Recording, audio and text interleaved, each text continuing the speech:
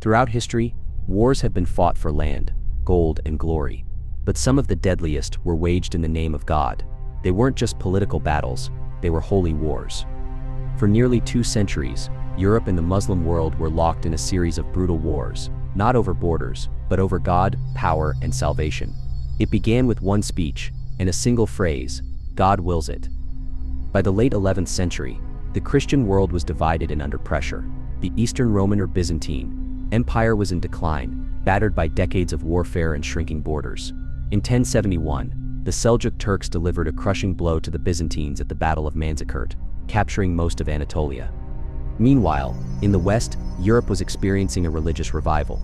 The Roman Catholic Church was asserting its authority under Pope Gregory VII's reforms. Simultaneously, feudal violence and nightly warfare ravaged the countryside.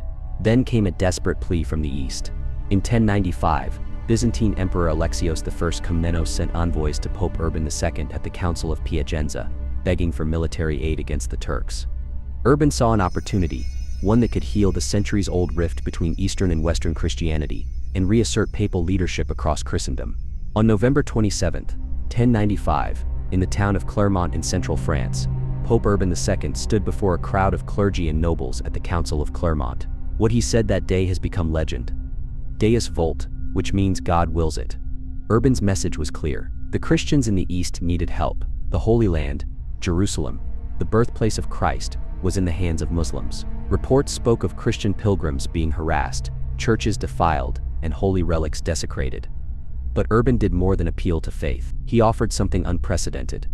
Those who took up the cross and went to Jerusalem would have all their sins forgiven.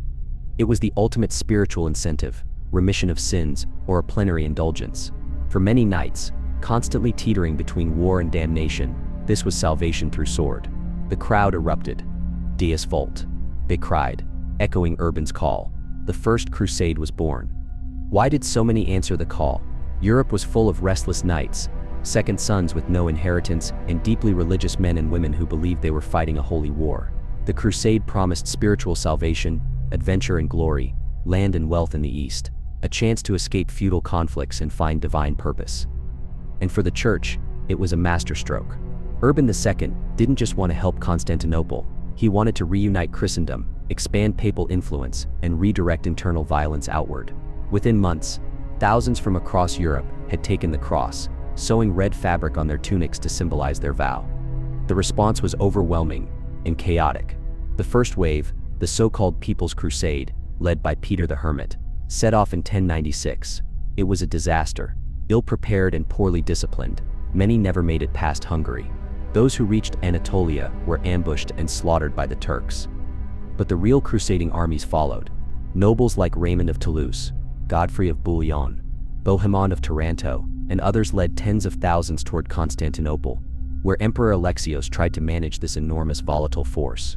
Their target, Jerusalem. Pope Urban II would never see the final triumph of his vision.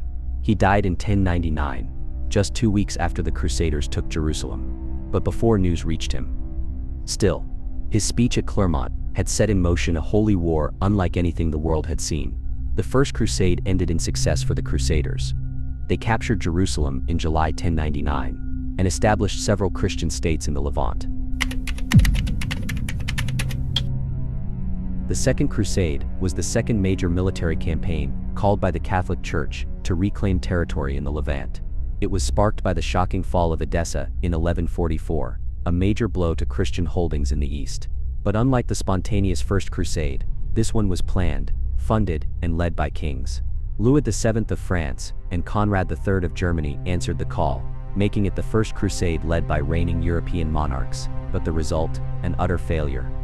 The county of Edessa, founded during the First Crusade, was the northernmost and most vulnerable of the Crusader states.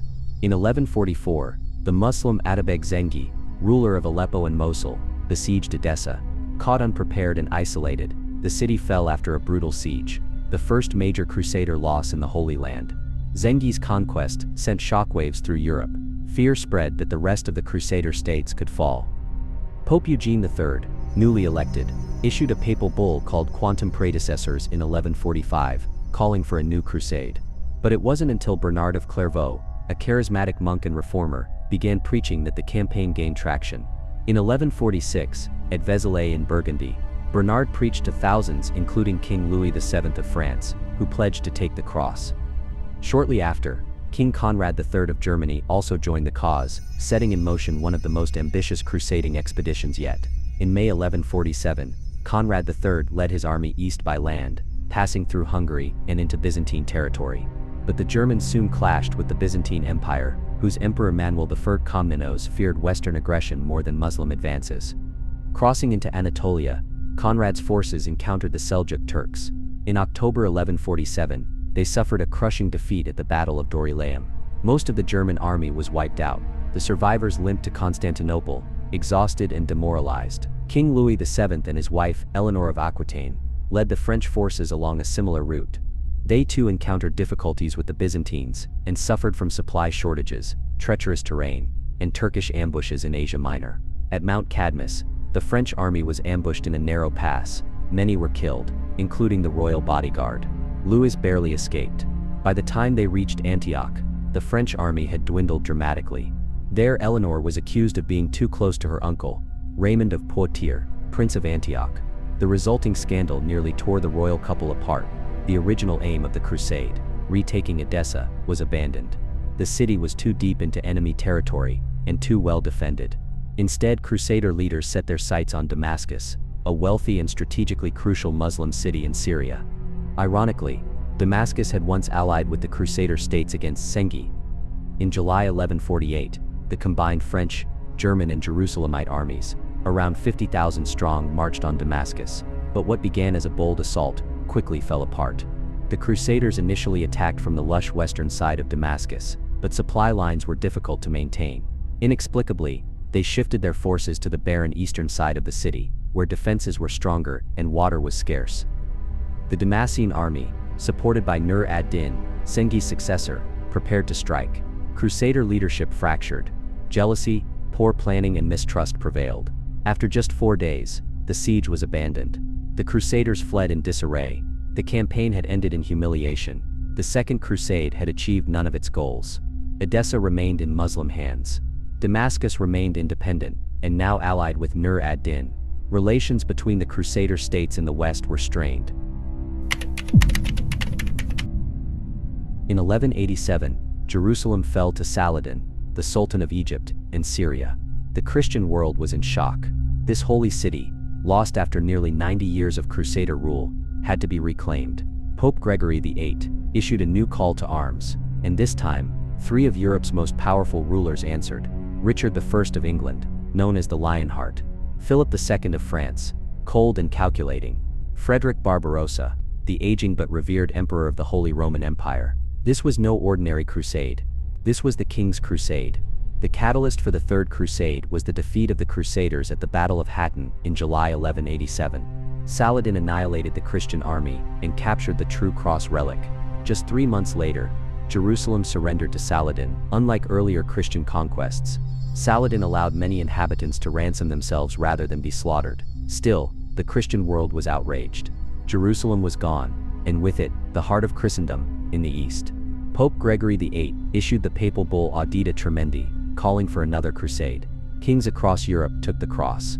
Frederick Barbarossa departed first, followed by Philip II and Richard I, who had just inherited the English throne in 1189. But personal rivalries and logistical nightmares would plague the crusade from the start.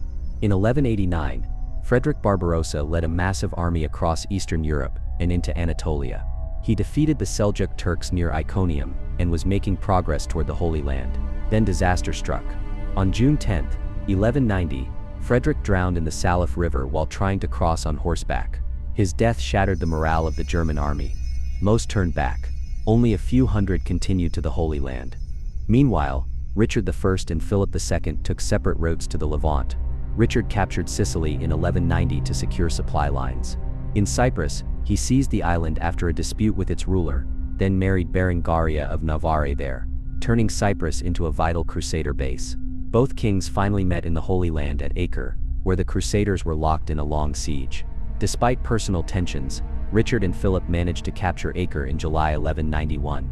But just days later, Philip II returned to France, leaving Richard to lead the rest of the campaign alone. After Acre fell, Richard demanded Saladin pay a large ransom for captured Muslim soldiers. When negotiations dragged, Richard ordered the execution of 2,700 Muslim prisoners outside the city walls. Saladin responded in kind, executing Christian captives in retaliation. This marked a brutal turn in the Crusade. A war once driven by holy zeal was now fueled by blood and revenge. In September 1191, Richard marched south along the coast toward Jaffa. Saladin harassed the column with constant raids, but Richard held discipline. At Arsuf, the Crusaders finally turned to face their attackers. Richard launched a well-timed cavalry charge, smashing Saladin's forces and winning a key victory. It was one of the few major open-field victories of the entire crusade, but even so, Jerusalem remained out of reach. Richard approached Jerusalem in late 1191, and again in 1192, but harsh terrain, poor weather, disease, and Saladin's scorched earth tactics made a siege impossible. The Crusader army never launched an assault. Richard feared that even if he captured the city, he couldn't hold it. Instead, he turned his attention to the coast, securing Jaffa, a key port for future expeditions. By 1192, both Richard and Saladin were exhausted. Neither could gain the upper hand. They negotiated the Treaty of Jaffa in September 1192. Jerusalem would remain under Muslim control. Christian pilgrims could visit safely.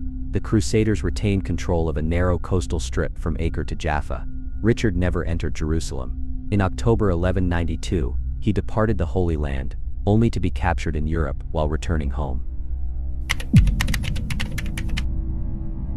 In 1202, the Fourth Crusade was launched to retake Jerusalem, but instead of marching to the Holy Land, the Crusaders turned their swords against fellow Christians. They never reached Jerusalem. Instead, they sacked Constantinople, the capital of the Byzantine Empire.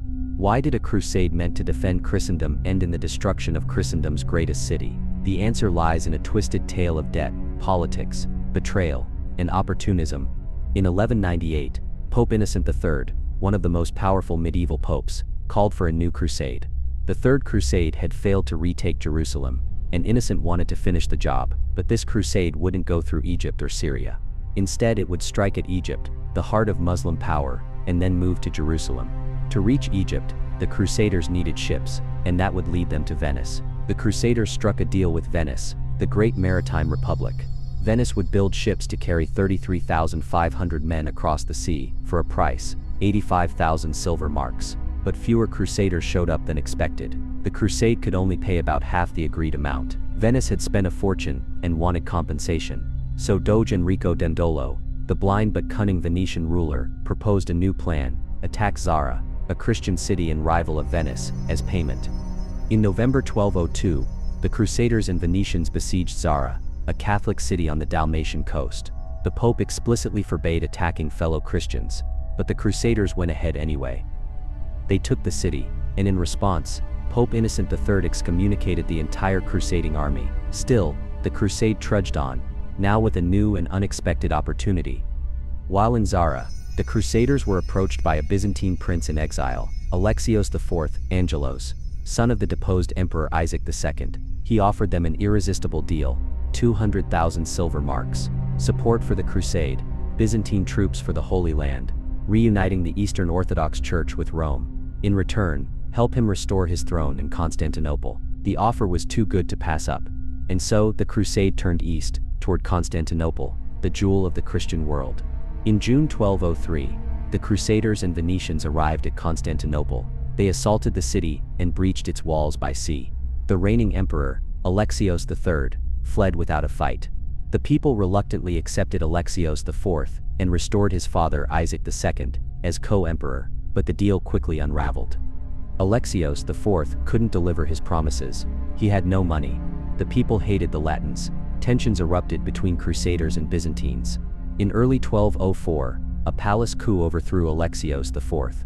He was strangled, and a new emperor, Alexios V Ducas, took power. He refused to pay or support the Crusaders. The Latins now saw Constantinople as enemy territory, and they decided to take the city for themselves. In April 1204, the Fourth Crusade launched its second assault on Constantinople. This time they broke through. What followed was one of the most brutal sacks in history. Churches were looted, icons smashed, women and nuns violated, even the Hagia Sophia was desecrated. The Crusaders pillaged for 3 days, stealing countless treasures. Pope Pope Innocent was horrified, but the damage was done.